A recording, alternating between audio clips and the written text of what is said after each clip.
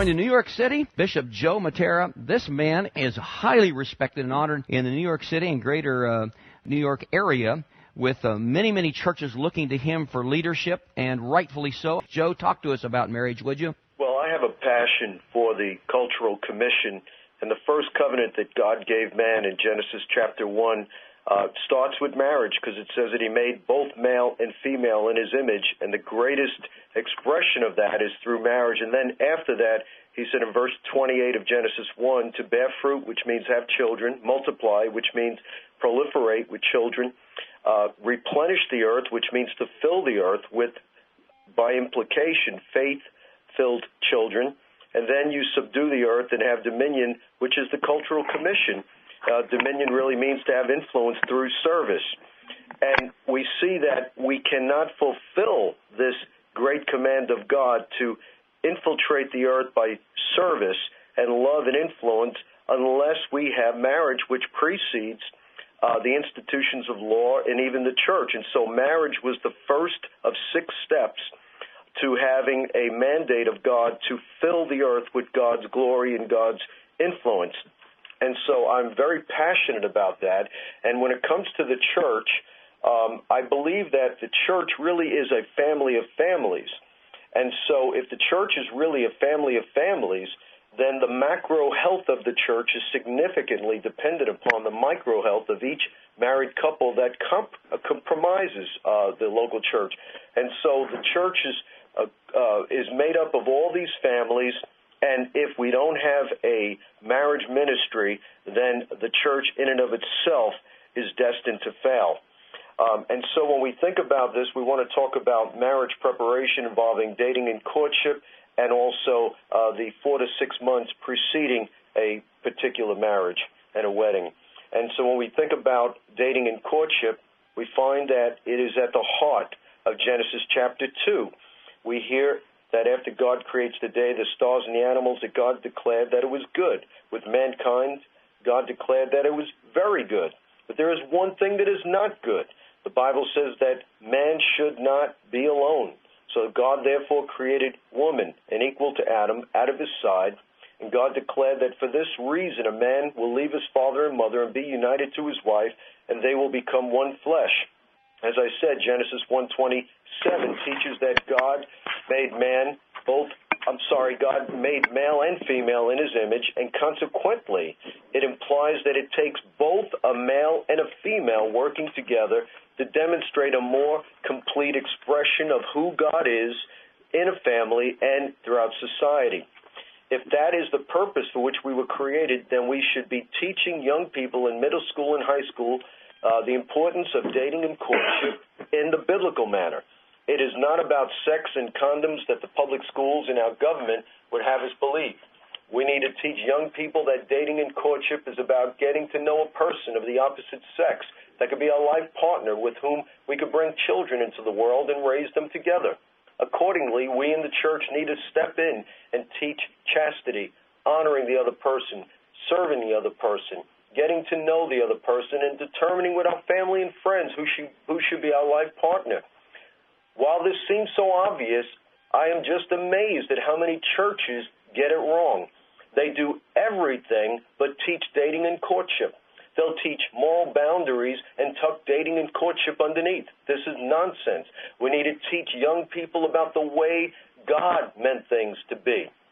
We have to have some kind of marriage preparation. Most churches have something, maybe a counseling session or 2, but is that enough? Marriage preparation needs to be a process. I believe it has to start with courtship and dating instruction. Even when kids are in 5th and 6th grade, they should be learning some of these things, especially in youth groups. But one of the first things that we could do, especially for engaged couples, is to give them a focus survey. Marriage Savers utilizes a focus survey that is so effective that an average of 25% of all engaged couples cancel their wedding plans. I said that, cancel their wedding plans because they see their incompatibility based on salient questions the survey asks. We need to have marriage mentors, men and women who are married, who have been through both the good times and the bad times, who can be a part of the training. It is never hard to figure out what to do in the good times, but in the bad times, what you do it's very hard to know the right thing.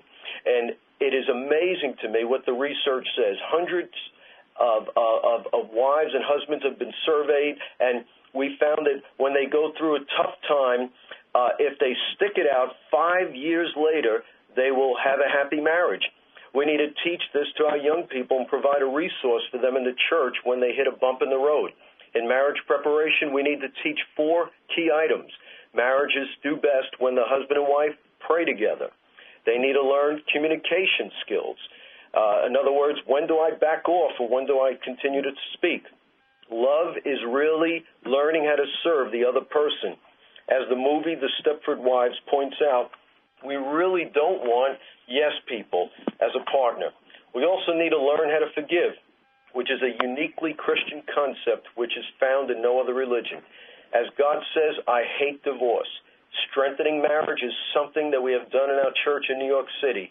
Our church is going on 26 years the end of this month, and I don't know of one divorce among our membership since we've started.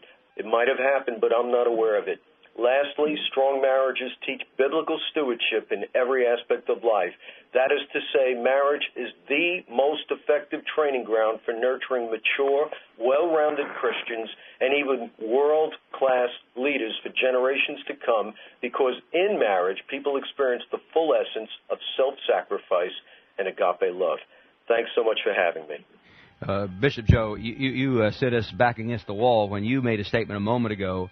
Your church is 26 years old, and you do not know of one couple in your church, and I applaud that. That is gripping. As you say that, I'm saying, oh, Lord, help us to be able to make the same claim a year or 2 or 3 from now. I'm going to go right now to Mitch Temple in Colorado Springs with Focus on the Family. Mitch, talk to us about this, would you? Absolutely, Jim. Thank you so much for allowing me to be part of this call. As both a full-time pastor for many years and director of marriage here at Focus, I'm literally moved sometimes to tears by the numerous calls and emails we get from people all over the world, the pain that we're seeing in marriages.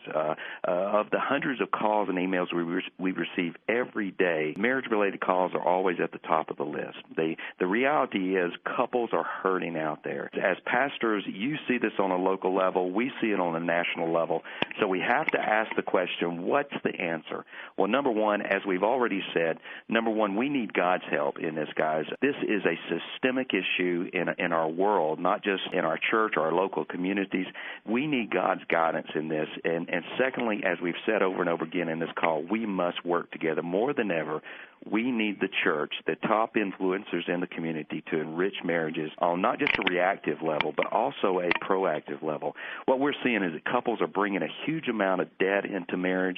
A majority of couples that are getting married in our churches are coming from broken homes. Our culture has filled our couples' minds with myths. In the marriage turnaround, I talk about over 10 myths that's huge, that's really influencing couples and really the enemy is using to devastate couples in our marriages. So I believe, as we've said, that ongoing marriage enrichment should be a priority in any church. And yet, according to a 2005 Ellison research study that was conducted with over 800 churches, only 28% of all churches offer a marriage class once a year. Only 28% offer a marriage class once per year. Now, I think we can do, as a pastor, I know that we can do much better than that. We can offer classes. We can offer other simple things that can make a huge difference. Jim, let me just share a couple of simple things that I have found that's very, very effective in the local church, no matter what your size is, if you're a church of 100 or a church of 10,000. Number one, plan at least one annual marriage enrichment event. Just start off by doing a marriage enrichment on a Saturday. It doesn't have to be high cost. It doesn't have to be high capacity. There's plug-and-play DVDs that you can use out there. Walk through a book. Use a local speaker. Number two, have an ongoing marriage program for engaged and troubled and seasoned marriages. As Bishop Matera just said, that's so important. During the last 3 years here at Focus, we've developed an 18-week curriculum, 3 DVDs for marriage, bringing together over 10 of the top marriage leaders. So you can just plug that thing in, and you can use use that for pre-marriage counseling. You can use that for ongoing marriage help. And then number 3, develop experienced couples to share their stories with younger couples. I don't know about you guys, but I found that the word mentoring seems to scare a lot of people off. So just encourage your couples, if they've been married 10 years or 50 years, to invite younger couples, to invite newlyweds, to invite other couples into their home. I found that once you put couples together, you don't necessarily have to structure it, that God does the rest, that God allows these couples to share their stories, the accountability comes, and that's extremely important. Number 4, have a marriage or have a parent enrichment session to help couples with children. One of the things we've done in this culture is we've disconnected parenting from marriage. One of the things that we can do as churches is reconnect the two, is to help them to understand that they are both very connected and very important. And then number 5, utilize assessments, as was mentioned before. We've actually took, here at Focus on the Family, the Prepare and Enrich assessment by Dr. David Olson in Minnesota. We've taken that and made a Christian version, so you can get that online at focusonthefamily.com. I could go on, but let me just close with this encouragement. My friend Dr. John Trent uses this a lot. He says, God uses simple things, simple people, and simple steps to make big differences. And that is the 2-degree changes that keep us in the road. When you're driving down the road, you don't make huge corrections, you make small corrections. And I think in the church, don't allow the enemy to overwhelm us, to think that, boy, this problem is too big, we can't do this. We can do this with one simple step at a time. And with God's help, we can turn this thing around.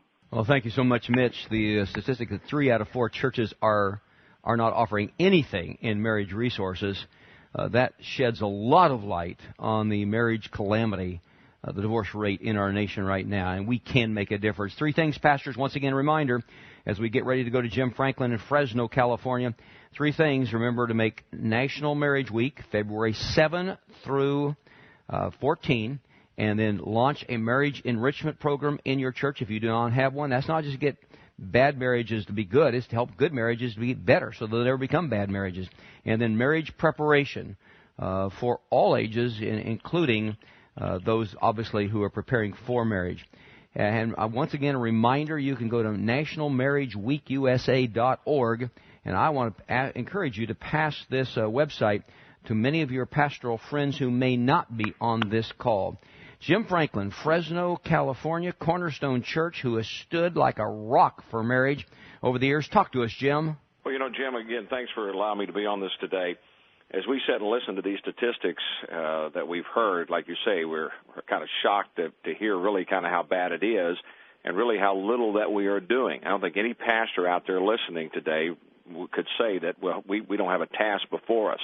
But the key is this task is not something that cannot be accomplished. We can do it. We've got a bunch of learned folks that are been speaking today. I'm just more of a practitioner, just down where the rubber meets the road. And what I've found as a pastor, I've got to be intentional concerning my marriage ministry. I can't leave it up to anybody else. I can't say, well, somebody else is going to do it, or I hope it gets done. I've got to be intentional about it and get a plan and work that plan.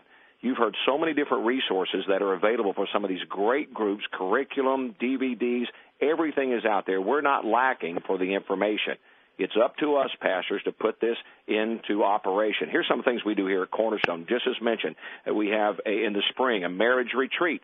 Just take a Friday and a Saturday, go to a hotel, and I find that when couples get together and focus on marriage, and we've seen so many marriages that have been saved. People have come and say, this was the last chance, but when I came and found that the church would help me, we're going to make it with our marriage. We have in the fall, a marriage seminar. We take a Sunday morning and speak to the whole congregation, then a Sunday night, and then a Monday night focused in with a guest speaker that comes in. And then last year we did something very unique that really got the attention of the community, because I think we've got to let the community know also that we care about marriage. And what we did there is we had a renewal ceremony. We had a 6-week course on marriage, and we told all the folks that came through that, and we taught it to the entire church, a matter of fact. And we said that when you attend this thing and you complete all 6 of these and you come, then on the end of that, we're going to have a renewal ceremony. And those who had completed that course went through it. Then we gave them invitations to invite all their friends, family, just like a big wedding. We decorated the entire church up like we were going to have a huge wedding, had the flowers and everything there. Church provided that. and many went out and got tuxedos and wedding dresses. Some didn't. They were just dressed in their street clothes, but they walked down the aisle. We announced them as it came. I got a chance to talk about marriage to a house full of individuals, of families and friends, that we were able to talk about the importance of marriage as those couples stood on that stage, and the stage was filled with couples from newlyweds to those that were renewing their vows that had been married for 50 years. And as we stood up there and did that, the press got a hold of that, all the media came out, and we made a statement to our community about the importance of marriage. And now we've got people standing in line. When are you going to do that again? And I think when we do those types of renewal services, it shows that we are committed to marriage. Because unfortunately, as we are seeing in this day and age, so many people are lacking that type of commitment. So we talk about commitment, and then we're training them in how to do that. Pastors, I want to tell you, this is what your congregation wants. Why? Because this is where they're living. They're spending a couple of hours in your sanctuary, but then they're going back to their homes because their marriages are not in store. They're crying out for it. They'll never tell you that, but I guarantee you, when you begin speaking on this subject, when you begin offering these resources, they are going to come out. And when you build strong marriages, you're going to build strong families, and you're going to build a strong church. Again, the key word is we must be intentional about this. We have got to get a plan, and we've got to work that plan. As soon as this webinar is over, I would encourage you, get your calendar out there, go to these websites that we've talked about, and say, I need to do this, I need to do that, and start it with this National Marriage Week. Jim, thanks so much for allowing me to be a part of it. Just like David told Solomon, we've got to be strong, we've got to be courageous, but most of all, we've just got to do it. Thank you, Jim. Jim Franklin, thank you so much for such practical advice on things that we can do February 7 or February 14 in our churches.